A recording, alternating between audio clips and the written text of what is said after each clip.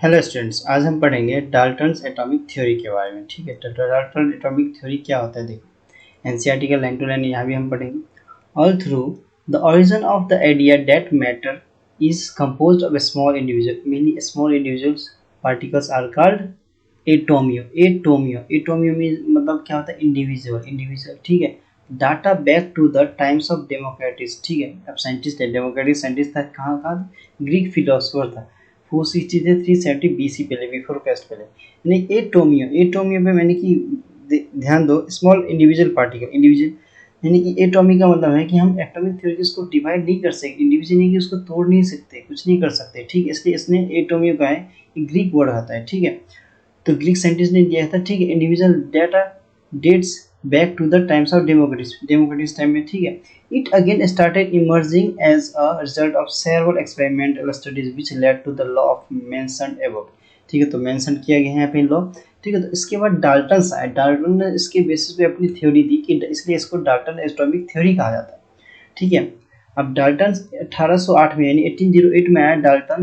अब पब्लिश किया a new system, एक न्यू सिस्टम पब्लिश किया जिसका नाम था a new system of chemical philosophy.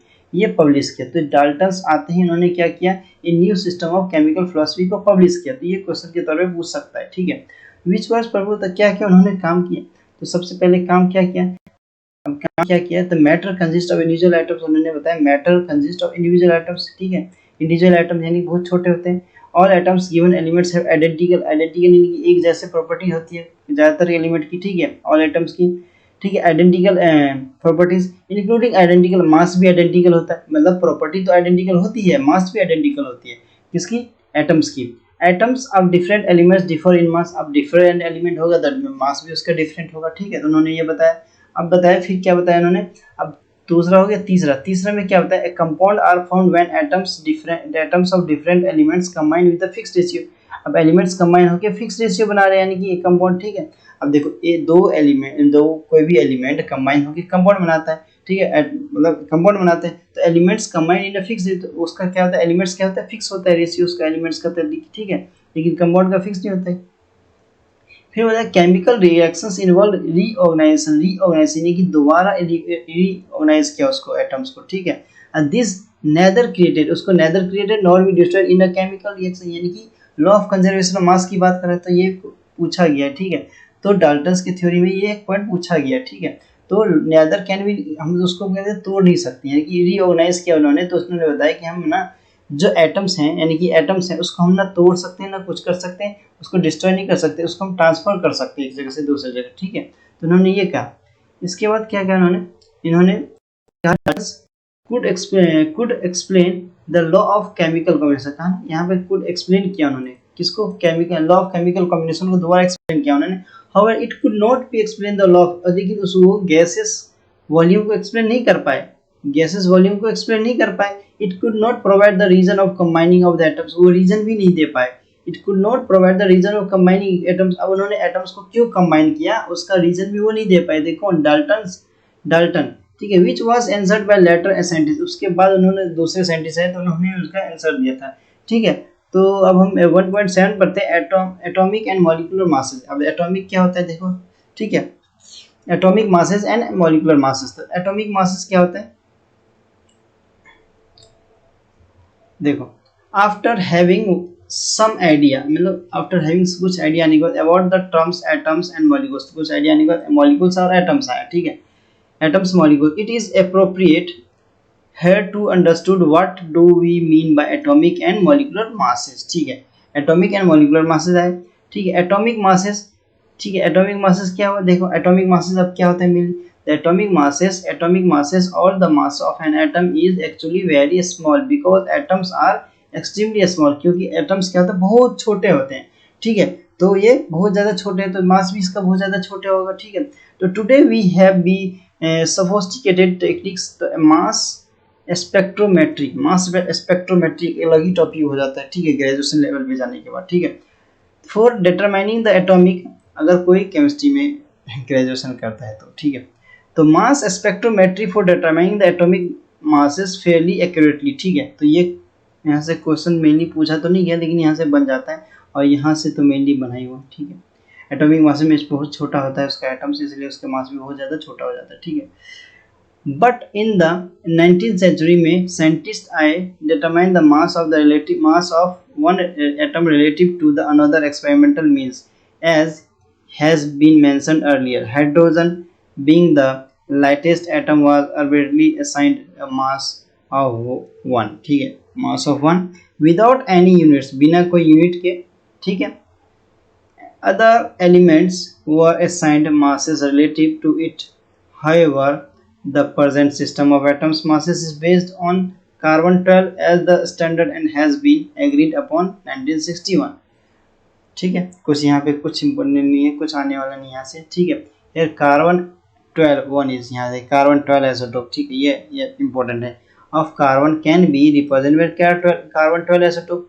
In this system carbon 12 isotope is assigned mass of the exactly 12 atomic, तो mass of 12 atomic number exactly आ जाता है, ठीक है। Mass of atomic number, atomic mass की पूछ रहे हैं ना, मास यानी कि एटॉमिक नंबर का ठीक डबल हो जाता है मास नंबर, तो यानी कि एटॉमिक मास नंबर पूछा जाता है, AMU एटॉमिक मास यूनिट हो जाते हैं। अब देखो एक तो होता है U और एक होता है और कहते हैं AMU कह देते हैं।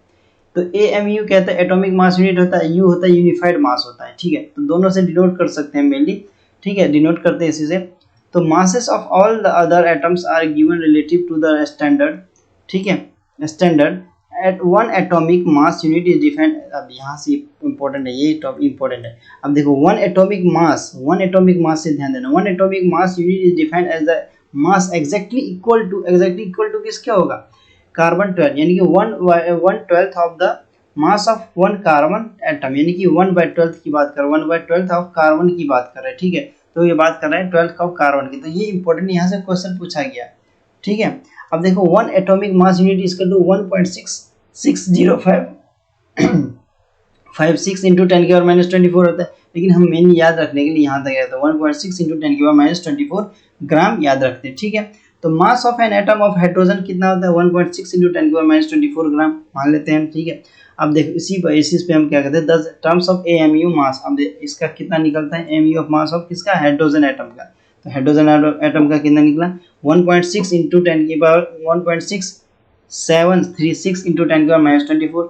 आइए 1.60 24 तो कट गए आपस में। अब इन दोनों को डिवाइड करके देखो ये किया गया तो एक सही बचेगा, तो 1.0078 AMU एटॉमिक मास यूनिट, यानी कि इसका मतलब होता है AMU का मतलब होता है एटॉमिक मास यूनिट, ठीक है। इस पे ध्यान देना, इसका फुल फॉर्म पूछ भी लेता है कभी कल, क्वेश्चन के फॉर्म में भी पूछ लेता है AMU का फुल फॉर्म क्या होता है, तो एटॉमिक मास यूनिट होता है, ठीक है। यूनिट 2 यूनिट होते हैं, दोनों में यूनिट भी हो सकता है, कौन से सही यूनिट है, ठीक है, किस बेसिस कौन सा ज़्यादा प्रीफर करेंगे, ठीक है। तो उस बेसिस पे फुल फॉर्म ये सब। अब देखो इसको अप्रोक्स मान के 1.0080 मान लिया AMU, यानी कि अप्रोक्स माने तो 1 मान लेते हैं। सिमिलरली मास ऑफ ऑक्सीजन, ऐसे मास ऑफ ऑक्सीजन कार्बन 16 माना गया, तो 16 आइसोटोप हो गया इसका। एटम वुड भी इसका 15.99, यानी अप्रोक्स 16 के आसपास ही होता है, 16 के आसपास 16 के आसपास AMU, तो अप्रोक्स हम 16 मान सकते हैं। The present AMU has been replaced by, अब प्रेजेंटली AMU रिप्लेस किया गया किससे, यूनिफाइड मास से। तो हम ये क्वेश्चन पूछ सकता है रिसेंटली कौन सा यूनिफाइड मास, यानी कि जिसको हम U से डिनोट करते हैं, इसको हम U से डिनोट करते हैं, U से ऐसे डिनोट करते हैं, तो यूनिफाइड मास इसको कहते हैं, ठीक है।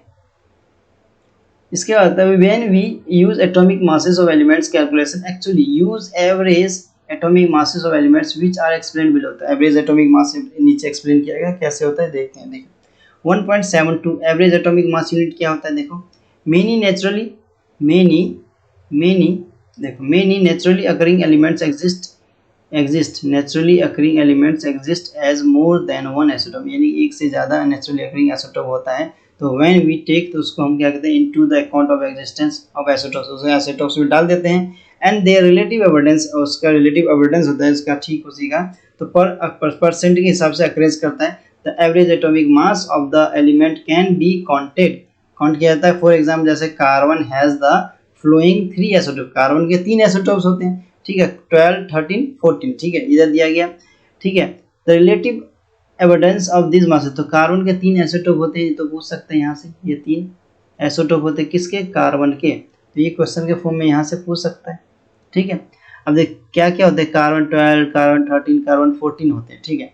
अब कार्बन 12 98.89 होता है, ठीक है, 100 मान लेते हैं इसको, आसपास 99 के आसपास मान लेते हैं। फिर 12 एटॉमिक मास होता है इसका, 13 का 1.018 होता है, इसका 13 एटॉमिक मास मान लेते हैं। इसका 14 का 2 × 10⁻10 ये काफ़ी ज़्यादा छोटा होता है, इसका एटॉमिक मास 14 मान लेते हैं, ठीक है। तो ये हमें याद रखना है यहाँ पे, ये मेनली टेबल, ये आइसोटोप पूछ सकता है, आइसोटोप का नाम पूछ सकता है, कार्बन के कितने आइसोटोप होते हैं ये पूछ सकता है, ठीक है। masses show against each of them from the above data average atomic mass of the carbon will come out to be, अब देखो कितना आता है, 0.98892 into 12 मल्टीप्लाई किया गया 12 से, फिर इतना किया गया कैलकुलेशन, टोटल आ गया 12.0, यानी कि खास तरह से माने तो हम 12U मान लेते हैं।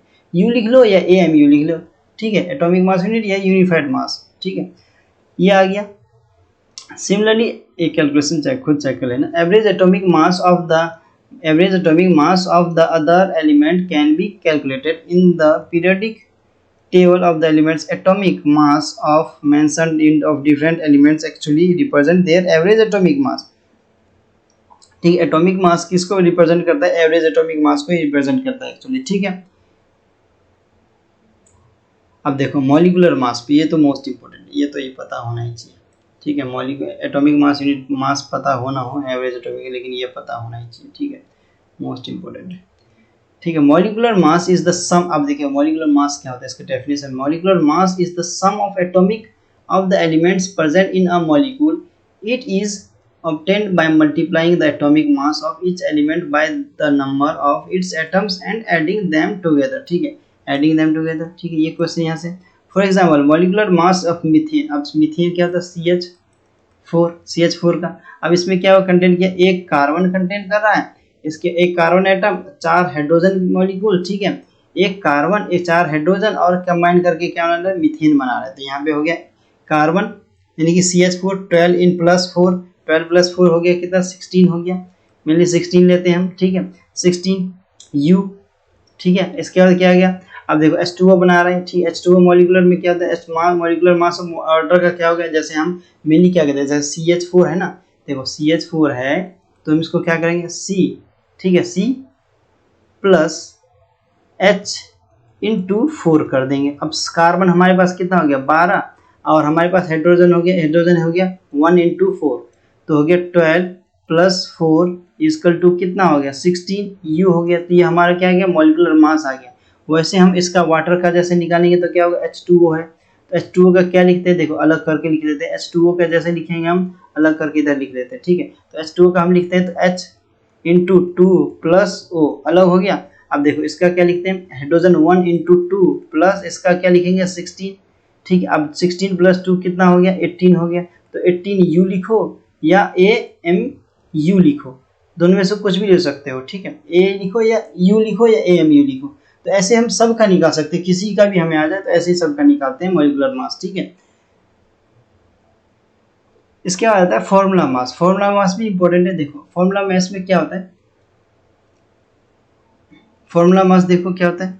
अब देखो molecular mass formula, some substance such as sodium chloride यानी कि NaCl, ठीक है, NaCl, ठीक है, do not contain discrete molecules, इसके डिस्क्रीट मॉलिक्यूल्स नहीं होते, मॉलिक्यूल्स के फैले नहीं होते, एज द कंस्टिट्यूट यूनिट्स एक जगह जमा होते हैं, इकट्ठे होते हैं। इन सच कंपाउंड्स पॉजिटिव सोडियम, अब सोडियम Na जैसे Na+ होता है और Cl- होता है, ठीक है, Na+ होता है और Cl- होता है।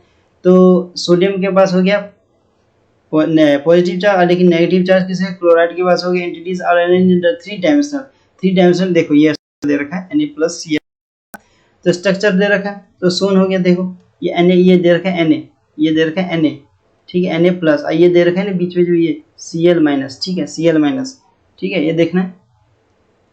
अब इसकी पैकिंग दी है, ये मेनली हम सॉलिड स्टेट में 12th क्लास में पढ़ते हैं, ठीक है। इट में be noted that sodium chloride has 1 sodium atoms, 1 + Na+ atom and is surrounded by 6, अब 6 मॉलिक्यूल सराउंडेड है, किससे, 6 मॉलिक्यूल सराउंड है किससे। अब यानी कि क्या हो गया, एक सोडियम है, अंदर में सोडियम हो गया, तो ये 6 क्लोरीन के आयन से ये सराउंड है, तो वाइस वर्सा, ठीक है। Formula such NaCl use to calculate formula mass, इसे फॉर्मूला कैलकुलेट करने के प्रोसेस को हम फॉर्मूला मास कहते हैं, ठीक है। तो यह है क्वेश्चन।